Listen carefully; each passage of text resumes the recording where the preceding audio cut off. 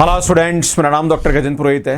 Finally CSIR net exam हो चुका है और जून 2023 में जो लीनियर अलजेब्रा के क्वेश्चंस हैं वो मैं आज आपके सामने कराने की कोशिश करूंगा और उसके जो कंसेप्ट्स हैं वो मैं बताने की कोशिश करूंगा। मैं आप सभी से निवेदन करता हूं कि आप कमेंट करके ज़रूर बताइए कितने क्वेश्चन आपने यहाँ पे सही किए हैं और मैं यहाँ पे सॉल्व करने की कोशिश करूंगा वन बाय वन। जो कंसेप्ट पे क्वेश्चंस बने हैं लगभग हम 8 से 10 क्वेश्चन आज लेने वाले हैं। ऐसे ही हम लोग सब्जेक्ट वाइज आने वाले टाइम में वीडियोज़ अपलोड करेंगे जहाँ पर रियल एनालिसिस है, कॉम्प्लेक्स है, मॉडर्न है, ODPD, इंटीग्रल इक्वेशन, COE, पूरा का पूरा यहाँ पे वन बाय वन आपको यहाँ पे वीडियोज़ मिलने वाले हैं। तो सर शुरू करते हैं।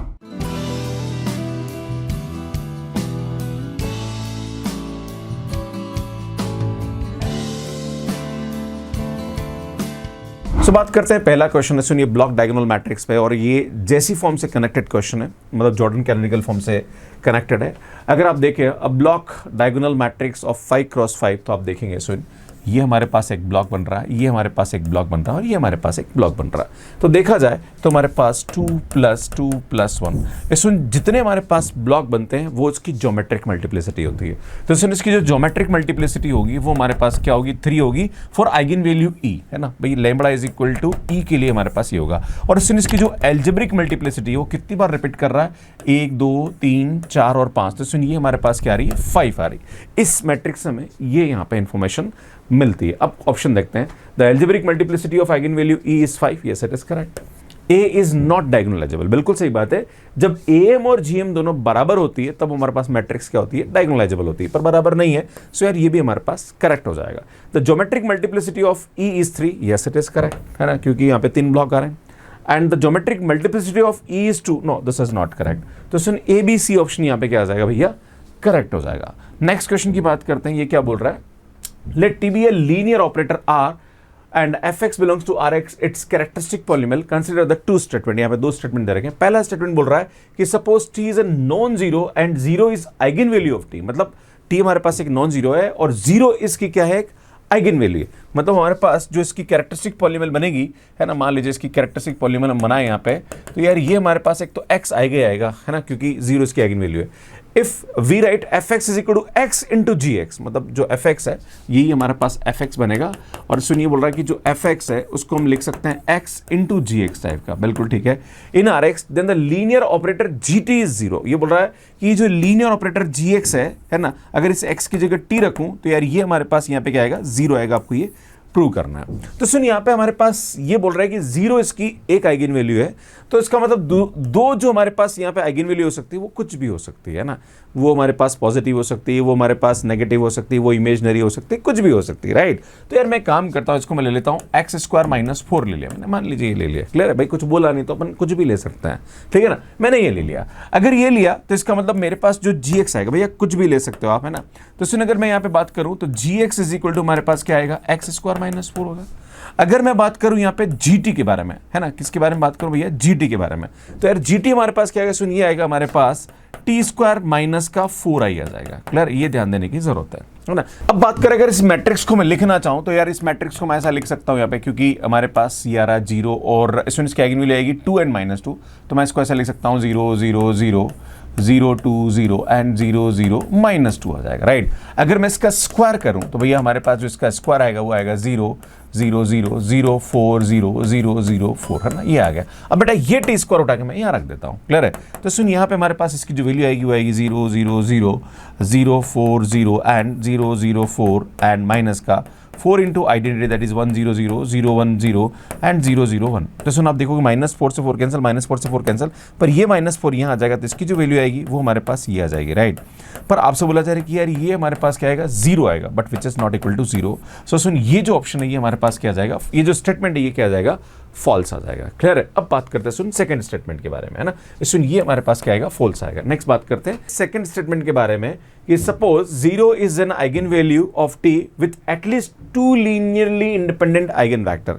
मतलब हमारे पास जो 0 आइगन वैल्यू की जो GM है यार वो हमारे पास क्या दे रखी है भैया, 2 दे रखी है। तो इसका जो AM होगा वो 2 या 2 से बड़ा होगा, है ना भैया। हम समझ सकते हैं कि जो GM है वो हमारे पास 2 दे रखा है, तो ऑब्वियसली जो एल्जेब्रिक मल्टीप्लिसिटी होगी वो 2 या 2 से क्या होगी भैया, बड़ी होगी। मतलब इसकी जो 0 आइगन वैल्यू है वो 2 हो सकती है या फिर 3 हो सकती है ना। मान लीजिए तो सुन यहाँ पे अगर बात करें तो सी टी एक्स ले तो यार ये हमारे पास आएगा एक्स स्क्वायर, मान लीजिए एक्स माइनस 4 ले लिया मैंने, ठीक है भाई, समझ रहे हो ना, मैं ऐसा ले सकता हूं उसको, क्लियर है। अब ये बोला जा रहा है कि if we write f x is equal to x into g x, तो भैया जो हमारे पास जी एक्स आएगा वो कैसा आएगा बेटा, अगर मैं इसको लिखूंगा तो ये आएगा सुन x इंटू जी एक्स, मतलब अगर मैं इसको ऐसा लिखूं तो x dot x into x minus 4, तो यार ये हमारे पास जी एक्स आएगा, दैट इज x माइनस 4। तो आपसे बोला जा रहा है कि then linear operator g t is 0, तो यार यहाँ पे बोल रहा है कि जी टी हमारे पास क्या हो जाएगा, 0 हो जाएगा। तो एक काम करते हैं, हम यहाँ पे पहले मैट्रिक्स निकाल लेते हैं, टी क्या होगी। तो बेटा जो टी मैट्रिक्स होगी वो हमारे पास क्या आएगी, 0 0 0 0 0 0 0 0 4, है ना। सुनिए हमारे पास यहाँ पे क्या आएगी, मैट्रिक्स आ जाएगी, ये वाला ना, ये 4 ही आएगा ना, ठीक है, ये हमारे पास मैट्रिक्स आएगी, क्लियर है। अब हमें ये प्रूव करना है कि इसकी जो वैल्यू है वो 0 है या नहीं है। तो एक काम करते हैं, मैं क्या करता हूँ, सुनिए यहाँ पे इसको GT रख के देखता हूँ कि यार GT हमारे पास क्या आएगा। तो बेटा GT इज इक्वल टू ये क्या आएगा, T इंटू टी माइनस 4 आएगा। बेटा T मैट्रिक्स हमने लिख लेते हैं यहाँ पे, तो ये आएगा 0 0 0 0 0 0 0 0 4 आ जाएगा यहाँ पे, है ना। एंड सुनिए आएगा हमारे पास T, दैट इज अगेन ये आएगा 0 0 0 0 0 0 0 0 4 एंड इसमें माइनस 4 इंटू यहाँ पे आइडेंटिटी मैट्रिक्स ले लें हम लोग, क्लियर है, ये ले सकते हैं।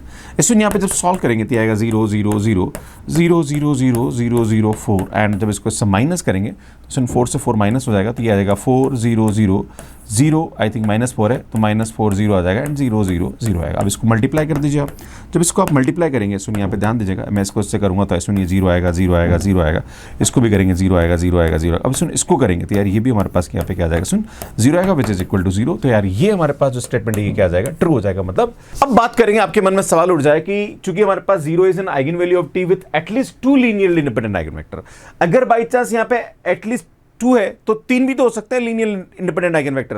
तो इसका मतलब यार जीएम हमारे पास 3 हो जाए, और अगर जीएम 3 होगी तो 100% एम भी हमारे पास यहाँ पे क्या होगी, 3 होगी। इसका मतलब जो आइगन वैल्यू होगी वो सब क्या हो जाएगी, 0 हो जाएगी। तो हमारे पास जो मैट्रिक्स हो जाएगी वो क्या होगी भाई, नल मैट्रिक्स हो जाएगी। और जब आप नल मैट्रिक्स लेंगे तो यार ये तो f x is equal to x cube हो जाएगा। इसका मतलब जो जी एक्स होगा वो हमारे पास क्या आ जाएगा, एक्स स्क्वायर आ जाएगा, है ना। और चूंकि हमारे पास टी जो है वो 0 0 0 होगा, तो यार हमारे पास जो टी स्क्वायर होगा वो भी 0 0 0 0 हो जाएगा। तो सुन यार ये स्टेटमेंट सभी केसेस में हमारे पास क्या होगा, ट्रू होगा। तो सुन यहाँ पे बी ऑप्शन हमारे पास क्या आ जाएगा, करेक्ट आ जाएगा। तो इस प्रकार से इस क्वेश्चन को आप बहुत इजीली कर सकते हैं। सो नेक्स्ट क्वेश्चन देखिए क्या बोल रहा है कि अगर हमारे पास कोई मैट्रिक्स दे रखी ए आई जे, और ए आई जे हमारे पास आर से आर और 3x3 मैट्रिक्स है, तो आपसे पूछा रहा है कि which of the following is false, है ना, कौन सा हमारे पास यहाँ पे झूठा है। So A must have real eigenvalue. भैया अगर हमारे पास कोई भी मैट्रिक्स जो है 3x3 की, तो हमारे पास यहाँ पे जो इसकी कैरेक्टरिस्टिक पॉलीनोमियल आएगी उसकी डिग्री 3 आएगी, और जब भी कोई ऑड डिग्री पॉलीनोमियल होती है तो कम से कम उसकी एक आइगन वैल्यू तो हमारे पास, या कम से कम एक रूट जो होता है वो हमेशा क्या होता है, रियल होता है। तो एक आइगन वैल्यू तो हमेशा यहाँ पे हमारे पास रियल आएगी। तो यार ये हमारे पास जो होगा ये क्या आ जाएगा, ट्रू हो जाएगा। ये बोल रहा है कि if determinant is equal to 0 then 0 is eigen value. 100% होता है कि अगर किसी मैट्रिक्स का डिटरमिनेंट 0 है तो एक आइगन वैल्यू 0 तो होगी, तभी तो वो डिटरमिनेंट को 0 करेगी। ये भी हमारे पास ट्रू हो जाएगा। सुन बात करेंगे यहाँ पे सी ऑप्शन के बारे में। सी ऑप्शन हमारे पास सी और डी दोनों ही एक दूसरे के उल्टे हैं। यहाँ पे ये बोला कि अगर किसी मैट्रिक्स का डिटरमिनेंट नेगेटिव है ना, 3x3, और 3 अगर उसकी एक आइगन वैल्यू है तो जो रिमेनिंग 2 आइगन वैल्यू होगी वो रियल होगी, है ना। नेक्स्ट हमारे पास ये बोल रहा है, जो डी स्टेटमेंट है वो बोल रहा है कि अगर किसी मैट्रिक्स का डिटरमिनेंट पॉजिटिव है और 3 अगर उसकी आइगन वैल्यू है, देन ये बोल रहा है कि उसकी जो आइगन वैल्यू होगी वो हमारे पास तीनों के तीनों, मतलब रिमेनिंग 2 आइगन वैल्यू भी यहाँ पे क्या होगी, रियल होगी। दोनों में से कोई एक ट्रू होगा, क्योंकि दोनों एक तरह से काउंटर मतलब एक दूसरे को वो कर रहे हैं ना। तो यहाँ पे ध्यान देने की जरूरत है कि मान लीजिए एक आइगन वैल्यू हमारे पास यहाँ पे 3 है ना, दूसरी जो आइगन वैल्यू मैंने λ1 ले लिया, λ2 और λ3 को मैंने यहाँ पे क्या ले लिया, मान लीजिए इमेजिनरी ले लेते हैं ना, तो अल्फा प्लस आयोटा बीटा ले ले और दूसरा ले ले अल्फा माइनस आयोटा बीटा। अगर मैं इन तीनों का प्रोडक्ट करता हूँ λ1 λ2 λ3, तो भैया ये हमारे पास क्या आएगा, 3 into alpha plus iota beta into alpha minus iota beta. तो भैया ये आ जाएगा हमारे पास 3 alpha square plus beta square. तो सुन जब भी हमारे पास एक रियल आइगन वैल्यू और रिमेनिंग हमारे पास 2 इमेजिनरी आइगन वैल्यू है, तो उसका जो प्रोडक्ट होता है वो हमेशा यहाँ पे क्या होता है, पॉजिटिव होता है। भाई आप देखोगे भाई ये अल्फा स्क्वायर बी स्क्वायर हमेशा पॉजिटिव होता है, ये भी हमारे पास क्या होगा, पॉजिटिव हो जाएगा। तो यार इसका डिटरमिनेंट हमेशा पॉजिटिव आएगा। तो आपसे बोला जा रहा है कि if determinant of this is positive and 3 is eigen value of A, then must have 3 real eigen. भैया तो गलत है ना यार, भाई इमेजिनरी आइगन वैल्यू में भी ये हमारे पास पॉजिटिव दे रहा है, तो यार ये हमारे पास क्या हो जाएगा, फॉल्स हो जाएगा। तो यार ये हमारे पास यहाँ पे क्या हो जाएगा, सुन ट्रू हो जाएगा। क्योंकि आप कोई भी एग्जांपल ले लीजिए, है ना, कि अगर by chance real eigen value होगी तभी हमारे पास यहाँ पे नेगेटिव आएगा, अगर इमेजनरी आइगन वैल्यू होगी तो भैया फिर तो हमारे पास वो पॉजिटिव आएगा, तो यार सी ऑप्शन हमारे पास यहाँ पे क्या जाएगा, ट्रू हो जाएगा। क्लियर है, तो हमारे पास आंसर जो आएगा वो डी आएगा। सो नेक्स्ट क्वेश्चन देखिए, let l is greater than equal to 1, what is the dimension of R vector space of all polynomial in the two variable over R having degree at most l. इसमें यहाँ पे to variable में हमारे पास polynomial बन रही है। Normally polynomial जो होती है वो वन वेरिएबल में हम लेते हैं, x, x square, x cube, इस टाइप से ना, पर यहाँ पे टू वेरिएबल में आ रही है ना। मतलब हमारे पास जो पॉलीनोमियल होगी, अगर 1 डिग्री पॉलीनोमियल की बात करें है ना, तो अगर मैं एल की वैल्यू 1 रखूँ तो हमारे पास जो पॉलीनोमियल होगी वो किस टाइप की होगी, सुन ए plus B X plus C Y, right, ये हमारे पास होगी। This is 1 degree two variable polynomial है ना। अगर बात करूँ मैं यहाँ पे कि हमारे पास 2 डिग्री की जो पॉलीनोमियल होगी टू वेरिएबल में किस टाइप की होगी, A plus B X plus C Y plus D X square plus E Y square plus F X Y. भैया ये हमारे पास क्या होगी, 2 डिग्री पॉलीनोमियल होगी टू वेरिएबल में। अब आपसे पूछा जाएगा इसका डायमेंशन कितना होगा, तो सुन यहाँ पर नंबर ऑफ जो कांस्टेंट होते हैं वो उसके डायमेंशन के बराबर होते हैं, तो इसका डायमेंशन 3 आ रहा है। अगर 1 2 3 4 5 इसका 6 आ रहा है डायमेंशन। अब आप देख लीजिए, अगर एल की वैल्यू 1 रखें तो कौन 3 दे रहा है, तो यार ये तो देगा नहीं, सुन ये देगा नहीं, यहाँ पे भी एल की जगह 1 रखो तो ये देगा नहीं, सुन ये दे देगा हमारे पास। एल की जगह 1 रखेंगे तो यार ये 3 आ रहा है। अगर मैं 2 रखूँ तो 6 आना चाहिए।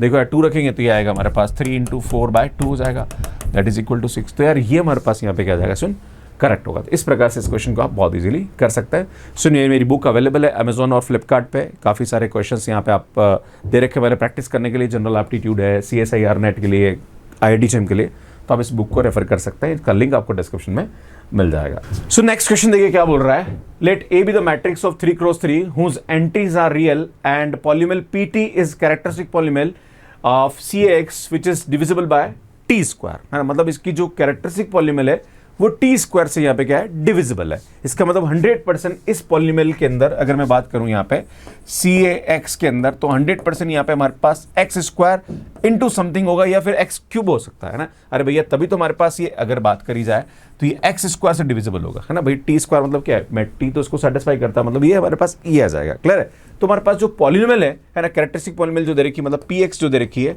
वो हमारे पास इस टाइप की होगी, एक्स स्क्वायर इंटू मतलब कुछ भी हो सकता है फैक्टर, मान लीजिए x प्लस हमारे पास ए टाइप का हो सकता है, या फिर हमारे पास एक्स क्यूब भी हो सकता है। भाई एक्स क्यूब हो तभी एक्स स्क्वायर से क्या होगा, डिविजिबल होगा, राइट। हमें यहाँ से ये इन्फॉर्मेशन मिल रही है। क्लियर है, अब ऑप्शन देखते हैं कि ऑप्शन हमारे पास यहाँ पे क्या बोल रहा है। Clear, the eigen space of A for the eigen value 0 is 2 dimensional. ये बोल रहा जा रहा कि हमारे पास अगर बात करी जाए आइगन स्पेस की, मतलब 0 आइगन वैल्यू के लिए यहाँ पे क्या होगा, 2 डायमेंशनल होगा, मतलब इसकी जो नलिटी होगी वो हमारे पास यहाँ पे क्या होगी, 2 होगी। क्लियर है, तो यार यहाँ पे एक बात करी जाए तो जरूरी नहीं ऐसा कि इसकी नलिटी हमारे पास यहाँ पे क्या हो, 2 हो।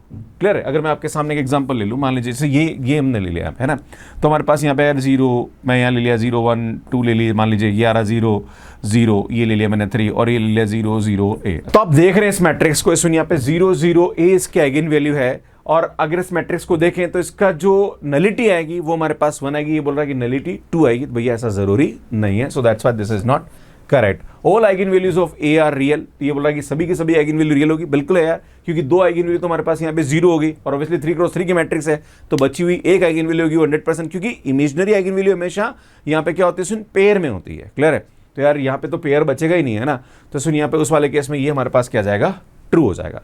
नेक्स्ट बोला जा रहा है कि A³ इज इक्वल टू 0। भैया इसको देख लो यार, यहाँ पे अगर बात करेंगे तो ये अगर A मैट्रिक्स लें तो यार ये हमारे पास A³ 0, क्योंकि ये हमारे पास निलपोटेंट मैट्रिक्स नहीं है। अगर इस A की जगह 0 हो जाए ना तो भैया हो सकता है, पर ऐसा अगर आप ये टाइप का एग्जाम्पल ले तो इसके लिए तो ट्रू नहीं है। So that's why this is not correct. A is diagonalisable matrix, ये बोला जा रहा है कि क्या ये मैट्रिक्स डायगोनलाइजेबल होगी। तो अगर मैं इस मैट्रिक्स को देखूं तो सुन यहाँ पे इसका जो एम आ रहा है 0 के कॉरस्पॉन्डिंग, 0 आइगन वैल्यू कॉरस्पॉन्डिंग कितना आ रहा है, 2 आ रहा है, पर सुन इसका जो जीएम आ रहा है वो हमारे पास कितना आ रहा है, 1 आ रहा है। आप चेक करेंगे क्योंकि इसकी जो नलिटी आएगी वो हमारे पास 0 आइगन वैल्यू कॉरस्पॉन्डिंग कितनी आएगी, 1 आएगी। सो यार ये हमारे पास डायगोनलाइजेबल नहीं होगा। क्लियर है, तो हम ऑप्शन से यहाँ पे एग्जाम्पल से ऑप्शन को डिस्कार्ड कर सकते हैं, सही नहीं कर सकते, डिस्कार्ड कर रहे हैं हम लोग यहाँ पे। क्लियर है, सो बी ऑप्शन हमारे पास यहाँ पे क्या जाएगा, करेक्ट आ जाएगा। सुनने वाला अच्छा क्वेश्चन है, ऐसे क्वेश्चन मैं बहुत सारे कराता रहता हूँ क्लास में। Consider the 3 quadratic form over R, then which of the following is true. आपसे पूछा रहा है कि कौन सी हमारे पास क्वाड्रेटिक फॉर्म जो होगी वो इक्विवेलेंट होगी ओवर आर। इसमें यहाँ पे 2 कंसेप्ट होता है, एक होता है ओवर आर, एक होता है ओवर सी। अगर हमारे पास कोई भी क्वाड्रेटिक फॉर्म दे रखी है और उसकी रैंक बराबर है तो वो और सी हमारे पास इक्विवेलेंट होती है, पर और आर इक्विवेलेंट होने के लिए यहाँ पे हमारे पास उसकी जो रैंक है और इंडेक्स दोनों यहाँ पे क्या होने चाहिए, बराबर होने चाहिए। क्लियर है ना। इंडेक्स होती है हमारे पास number of positive eigen value, है ना। अगर मैं इस मैट्रिक्स की बात करूं तो यहाँ पे अगर मैं इसका लिखूं कि यार ये मैट्रिक्स हमारे पास कैसी होगी, है ना, अगर हम 1 बाय 1 एक एक मैट्रिक्स को लिखने की कोशिश करें तो सुन ये हमारे पास आएगा 6 6 आएगा। याद है भैया, जो x square y square coefficient diagonal में आता है और यहाँ पे इसके आधे हो जाते हैं, तो बेटा ये आएगा माइनस का 13/2 माइनस का 13/2 होगा। अगर हम इसका डिटर्मिनेंट की बात करें तो इसका जो डिटर्मिनेंट आएगा वो आएगा 36 माइनस 169/4। सुन ये लेस देन 0 आएगा। अगर ये लेस देन 0 आएगा, है ना, 0 तो नहीं आ रहा है, इसका मतलब इसकी जो रैंक आएगी वो हमारे पास क्या आएगी भैया, 2 आएगी। और सुन यहाँ पे इसका जो डिटर्मिनेंट आ रहा है वो लेस देन 0 आ रहा है, और ये 2 क्रॉस 2 की मैट्रिक्स, इसका मतलब एक आइगन वैल्यू पॉजिटिव होगी और एक नेगेटिव होगी, है ना। और भैया आइगन वैल्यू का जो प्रोडक्ट होता है वही तो डिटर्मिनेंट होता है, और अगर डिटर्मिनेंट नेगेटिव आ रहा है इसका मतलब एक पॉजिटिव और एक नेगेटिव, है ना। दोनों पॉजिटिव और दोनों नेगेटिव तो नहीं हो सकता है ना। तो इसका मतलब ये होगा कि इसका जो इंडेक्स होगा, है ना, मतलब जो पी होगा वो हमारे पास यहाँ पे क्या हो जाएगा, 1 हो जाएगा। क्लियर है, number of positive eigen value. अगर बात करें सुन यहाँ पे नेक्स्ट के बारे में, तो मैं इसको लूँ x square minus x y plus 2y square, तो भैया ये 1 आएगा, ये 2 आएगा, और ये आएगा माइनस का 1/2 माइनस का 1/2, राइट। अगर हम इसका डिटरमिनेंट बात करें तो यार ये आएगा 2 माइनस का 1/4 विच इज ग्रेटर देन 0, है ना।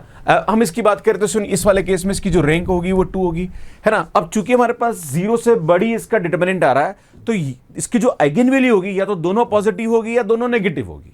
भाई समझ रहे हो, है ना। चेक कर लेते क्या हो गया ना, दिमाग ज़्यादा लगाने की जरूरत नहीं, क्या आएगा, है ना। बटा स्कीम क्या निकालेंगे, कैरेक्टरिस्टिक पॉलिनोमियल निकालेंगे, तो लेमड़ा स्क्वायर और इसका जो हमारे पास सम आता है ना वो ये आएगा माइनस का 3 लेमड़ा।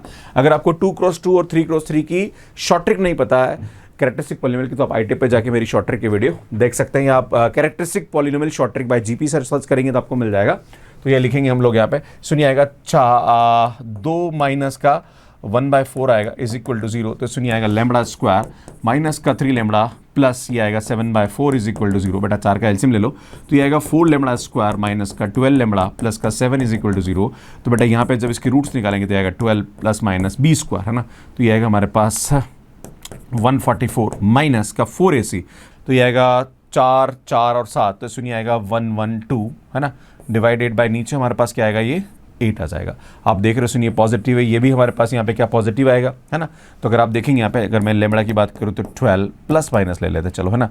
तो 144 में से 112 गया, सुनिए आएगा √32 अपॉन 8 आएगा। तो सुन जो √32 होता है वो हमारे पास 5 और 6 के बीच में आएगा, तो अगर हम प्लस करेंगे तो भी पॉजिटिव आएगा और माइनस करेंगे तब भी हमारे पास पॉजिटिव आएगा। तो इसकी जो आइगन वैल्यू होगी दोनों, वो दोनों की दोनों हमारे पास क्या आ जाएगी, पॉजिटिव आ जाएगी। इस वाले केस में पी की वैल्यू हमारे पास क्या आएगी, 2 आ जाएगी। तो सुन ये जो फर्स्ट और सेकंड है ये इक्विवेलेंट नहीं होगी, क्योंकि यहाँ पे रैंक और इंडेक्स सेम होना चाहिए, इसका रैंक और इंडेक्स दोनों का सेम नहीं आ रहा। तो सुन जो फर्स्ट एंड सेकंड है ये हमारे पास इक्विवेलेंट नहीं होगी, so that's why this option is not correct. अब सुन इसकी मैट्रिक्स बनाएंगे तो आएगा 1 -2 और ये आएगा माइनस का 1/2 एंड माइनस का 1/2। बेटा इसकी हम निकालेंगे तो -2 एंड सुनिए माइनस का 1/4 आएगा, जो कि लेस देन 0 आ रहा है, और लेस देन 0 आ रहा है, इसका मतलब इसकी जो रैंक आएगी वो तो हमारे पास 2 आएगी, और इंडेक्स जो आएगी वो भी 1 ही आएगी, क्योंकि एक पॉजिटिव और एक नेगेटिव आइगन वैल्यू हो जाएगी ना। इसका मतलब ये दोनों का जो रैंक और इंडेक्स दोनों का क्या आ रहा है, सेम आ रहा है। इसका मतलब फर्स्ट एंड थर्ड जो होगी ये हमारे पास यहाँ पे क्या हो जाएगी, सुन इक्विवेलेंट हो जाएगी। अब आपसे बोला जा रहा है कि second is positive definite, yes it is correct, क्योंकि इसकी दोनों आइगन वैल्यू हमारे पास क्या आ रही है, सेकंड वाले की पॉजिटिव आ रही, सो यार ये करेक्ट हो जाएगा। ये बोल रहा है कि थर्ड इज पॉजिटिव डिफाइनेट, भैया थर्ड पॉजिटिव डिफाइनेट नहीं होगी, क्योंकि यहाँ पे इसका जो डिटरमिनेंट आ रहा है वो लेस देन 0 आ रहा है, मतलब एक पॉजिटिव और एक नेगेटिव आइगन वैल्यू होगी, so that's why this is not correct. तो सुन बी एंड सी हमारे पास यहाँ पे क्या आ जाएगा, करेक्ट आ जाएगा। सो नेक्स्ट क्वेश्चन की बात करें, यहाँ पे बड़ा अच्छा क्वेश्चन है, ऐसे क्वेश्चन मैं क्लास में बहुत कराता हूँ। ये बोला जा रहा है कि P10R be the vector space of all polynomial of degree at most 10, suppose T V2V be the linear transformation and TP is equal to P dash, then आपसे पूछा रहा है कि इसमें से कौन सा करेक्ट होगा। तो जब भी ऐसा प्रश्न आता है तो सुन यहाँ पे 10 दे रखा, तो आप क्या करो 3 ले लो, है ना। अब एटमोस्ट 3 डिग्री पॉलिनोमियल ले लो यहाँ पे, तो ज़्यादा अच्छा रहेगा, क्योंकि करने में थोड़ा ईजी पड़ जाएगा, है ना। तो सुन यहाँ पे 3 लेंगे तो ये आएगा 1x square and x cube आएगा, तो सुनिए आएगा हमारे पास T1, है ना, फिर ये आएगा Tx, ये आएगा Tx स्क्वायर और ये आएगा Tx क्यूब, है ना। मैट्रिक्स बना देते हैं, क्या आएगी हमारे पास, है ना, TP मैट्रिक्स बन जाएगी। क्लियर है। तो बेटा यहाँ पे 1 रखेंगे तो 1 का डेरिवेटिव 0 आता है, तो बेटा 0 0 0 0 आएगा। x रखेंगे तो इसका डेरिवेटिव 1 आएगा, तो 1 हमारे पास आएगा। बाकी सुन एक्स स्क्वायर का डेरिवेटिव 2x आएगा, तो इससे इसका कोफिशिएंट 2 आएगा, बाकी सब 0 हो जाएगा। सुन एक्स क्यूब है तो ये आएगा हमारे पास 3x स्क्वायर, तो 0 0 एंड 3 आएगा। सुन यहाँ पे हमारे पास एक नील पोटेंट मैट्रिक्स मिलेगी, जो कि एक अपर ट्रायंगुलर मैट्रिक्स है। इसकी सभी के सभी आइगन वैल्यू हमारे पास यहाँ पे क्या होने वाली, 0 होने वाली। तो ऑब्वियसली डिटरमिनेंट तो हमारे पास यहाँ पे क्या जाएगा, 0 हो जाएगा। सुन ट्रेस हमारे पास यहाँ पे क्या आ रहा है, 0 हो रहा है। इसमें all the eigen value of T R equal, yes, क्योंकि सबकी सब आइगन वैल्यू हमारे पास यहाँ पे क्या होने वाली, 0 होने वाले। नेक्स्ट बोला जा रहा है कि rank of T is equal to 10 है। अगर मैं इस मैट्रिक्स की बात करूं तो सुन, ये मैंने कहां से लिया, अगर वेक्टर स्पेस लिया सुन P3R है ना, तो आपसे पूछा जा रहा है कि क्या जो रैंक ऑफ टी है वो हमारे पास 3 आ रही, क्या भैया समझ रहे हो, अगर ये 10 है तो 10 के बराबर है, तो अगर मैं इसकी बात करूं तो इसका जो रैंक है वो 3 आ रहा, भैया 3 आ रहा सामने दिख रहा है ना, तो यार ये भी हमारे पास यहाँ पे क्या जाएगा, करेक्ट आएगा। सुन, चारों ऑप्शन हमारे पास यहाँ पे क्या होंगे, करेक्ट होंगे। सो नेक्स्ट क्वेश्चन देखिए क्या बोल रहा है, P10R be the vector space of all real polynomial up to 10 degree and W1 is a subspace of all polynomial of degree up to 5 degree, है ना। मतलब जो हमारे पास दे रखा है W1, वो हमारे पास क्या दे रखा है, सुन 5 डिग्री पॉलीनोमियल का कलेक्शन दे रखा है, मतलब ये दे रखा है P5 X टाइप का दे रखा है हमारे पास, राइट है ना। और यहाँ पे दे रखा है, बस इसके बारे में दे रखा है कि with the subspace of all polynomial of degree up to 5 degree. तो यार यही हमारे पास, बाकी तो कुछ दे नहीं रखा, जहां पर हमारे पास इसके कोफिशिएंट जो आएंगे ना, वो हमारे पास कहां से आएंगे, सुन R से आएंगे, क्योंकि रियल दे रखा है ना। तो सुन, इसका जो डायमेंशन अगर बात करें, क्योंकि हमारे पास 5 डिग्री है, तो सुन यहाँ पे डायमेंशन जो होता है वो n+1 होता है, अगर n डिग्री है। तो अगर डायमेंशन ऑफ W1 की बात करी जाए तो W1 का जो डायमेंशन होगा वो हमारे पास 6 हो जाएगा। नेक्स्ट बात करी जाए W2 के बारे में, कि W2 हमारे पास यहाँ पे क्या, W2 भी the subspace of all polynomial whose sum of coefficient is 0, मतलब उसके जो कोफिशिएंट का सम है वो 0 है। अगर मैं आपके सामने बात करूं, मान लीजिए 2 डिग्री पॉलीनोमियल की बात करते हैं, तो A0 plus A1x plus A2x square, मान लीजिए हमारे पास एक पॉलीनोमियल दे रखी Px। अब मैं आपसे बोलता हूं कि इसके कोफिशिएंट का सम 0, मतलब हमारे पास क्या हो जाए, A0 plus A1 plus A2 0 हो जाए। इसका मतलब क्या होगा भैया, इसका मतलब ये हो गया कि P1 0 हो जाए। अरे भैया जहां पर भी x 1 रख दो, तो यार A0 A1 A2 इस ये रखोगे तो ये आ जाएगा, है ना। तो जो हमारे पास यहाँ पे W2 बोल रहा है, W2 be the subspace of all polynomial whose sum of coefficient is 0, है ना। इसका मतलब ये हमारे पास क्या होगा, वो पॉलीनोमियल है P10X में से जिसका हमारे पास P1 की जो वैल्यू आ रही वो क्या आ रही भैया, 0 आ रही है ना, ये हमारे पास आएगा। तो सुन, अगर इसकी डायमेंशन की बात करें तो यार हमारे पास जो W2 है इसका डायमेंशन क्या आएगा भैया, ध्यान दीजिएगा, डायमेंशन ऑफ W2 जो आएगा वो हमारे पास यहाँ पे क्या आएगा, सुन ध्यान दीजिएगा, तो 11 आता है -1 दैट इज इक्वल टू 10। यार ये हमारे पास यहाँ पे इंफॉर्मेशन मिल गई। आगे बढ़ते हैं। अब नेक्स्ट हमारे पास यहाँ बोला जा रहा है कि let W be the smallest subspace containing W1 plus W2। इसका मतलब जो W दे रखा है हमारे पास वो क्या है, W1 प्लस W2 है ना, ये ध्यान देने की जरूरत है ना। और हम जानते हैं, सुन हमारे पास एक थ्योरम होती है कि जो W हमारे पास क्या है, स्मॉलेस्ट सब स्पेस है जो कि W1 एंड W2 को क्या करता है, कंटेन करता है। तो जो W होगा वो हमारे पास क्या हो जाएगा, सुन W1 प्लस W2 हो जाएगा। क्लियर है। अब आगे बढ़ते हैं कि which of the following is true. सुन हमारे पास फर्स्ट ऑप्शन बोल रहा है कि dimension of W is at most 10। तो सुन यहाँ पे अगर बात करी जाए डायमेंशन ऑफ W के बारे में, तो डायमेंशन ऑफ W1 हमारे पास क्या होगा, सुन dimension of W1 plus dimension of W2 minus dimension of हमारे पास यहाँ पे क्या है, सुन W1 इंटरसेक्शन W2 हो जाएगा। ये थ्योरम होती है हमारे पास वैसे भी, है ना।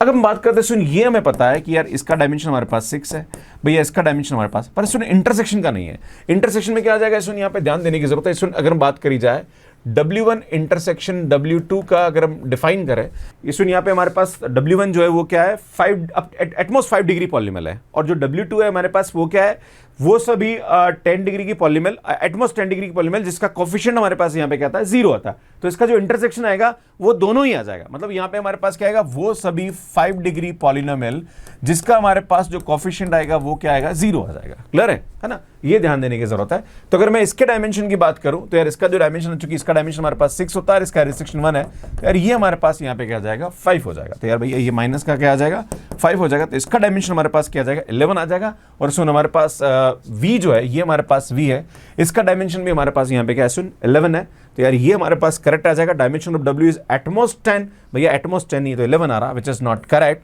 है ना। और डी ऑप्शन हमारे पास यहाँ पे करेक्ट हो जाएगा। अब बात करेंगे सुन यहाँ पे डी ऑप्शन के बारे में कि dimension of W1 intersection W2 is at most 5।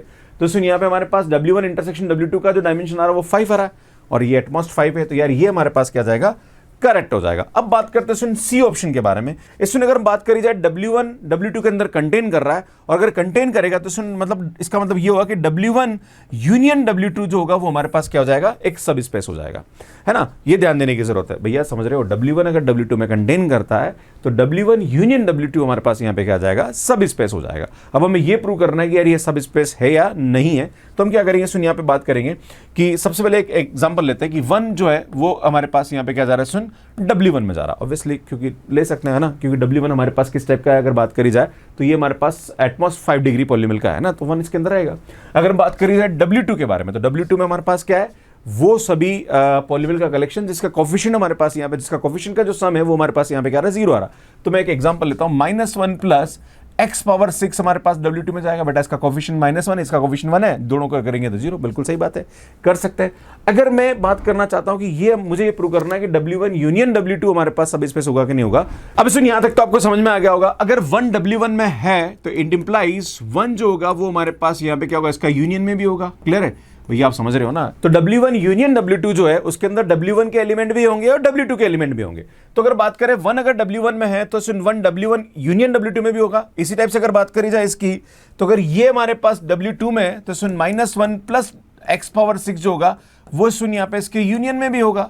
अब चूंकि यहाँ पे हमारे पास क्या होगा, ये क्लोज्ड होना चाहिए, क्लोजर प्रॉपर्टी लगती है। अगर ये यूनियन में है और ये यूनियन में है तो इसका जो सम होगा वो भी यूनियन में होगा। तो अगर इसका सम करेंगे तो सुनिए 1 से 1 क्या हो जाएगा, कैंसिल हो जाएगा। इसका मतलब x पावर 6 जो होगा वो W1 यूनियन W2 में होना चाहिए। तो हमारे पास यहाँ पे अगर यूनियन को डिफाइन करें तो यहाँ पे हमारे पास क्या होना चाहिए, या तो हमारे पास एटमॉस 5 डिग्री की पॉलीमल होनी चाहिए, या फिर अगर उससे बड़ी पॉलीमल है तो उसका जो कोफिशिएंट है उसका सम क्या होना चाहिए, 0 होना चाहिए। पर यार यहाँ पे ऐसा नहीं हो रहा है, ये 6 डिग्री है पर यहाँ पे इसका कोफिशिएंट का जो सम है वो 0 नहीं हो रहा। सो दैट्स व्हाई ये हमारे पास यहाँ पे क्या होगा, इसके अंदर कंटेन नहीं करेगा। तो इस तरह से हम इसको बहुत इजीली प्रूव कर सकते हैं। सो नेक्स्ट क्वेश्चन देखिए, बड़ा अच्छा क्वेश्चन, क्या बोल रहा है कि B3 × 5 belongs to Q5, suppose V belongs to R5 and BV is equal to 0 is an 3 dimensional real vector space, then which of the following is correct. सुन BV इज इक्वल टू 0 है, तो यार यहां पे अगर बात करी जाए तो इसका डायमेंशन की बात करी जाए तो इसका डायमेंशन जो होता है वो किसको डिनोट करता है, सो नलिटी को डिनोट करता है। क्लियर है। अगर हम बात करें homogeneous system of linear equation की, राइट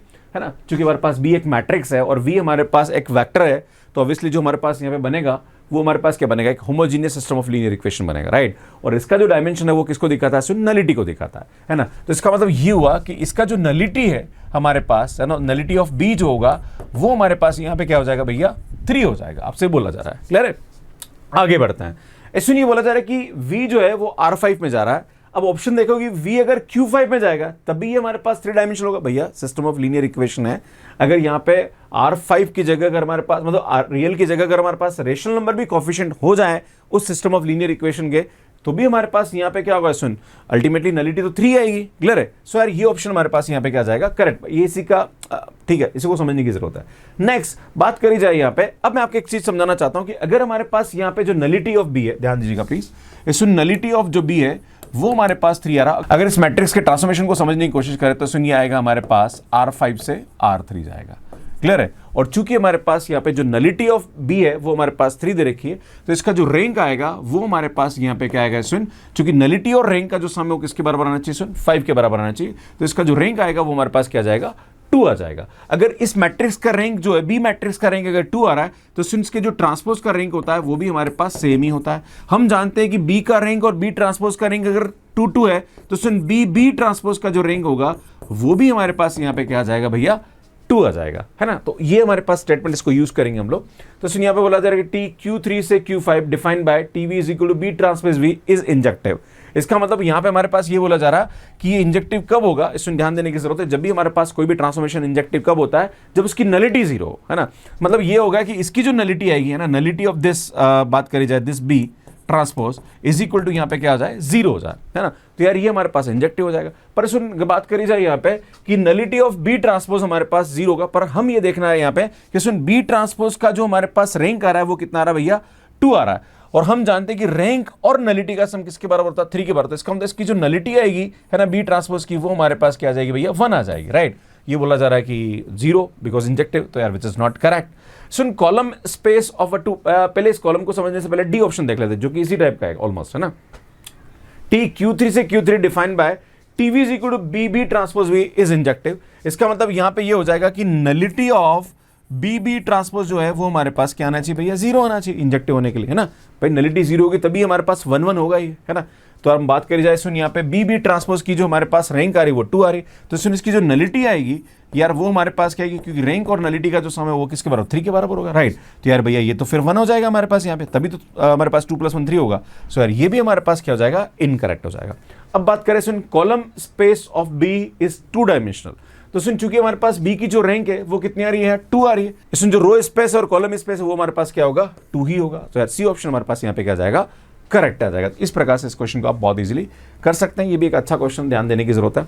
इसमें बोला जा रहा है कि tree R3 to R3 and t cube minus 3t square is equal to -2i, then which of the following statement are true।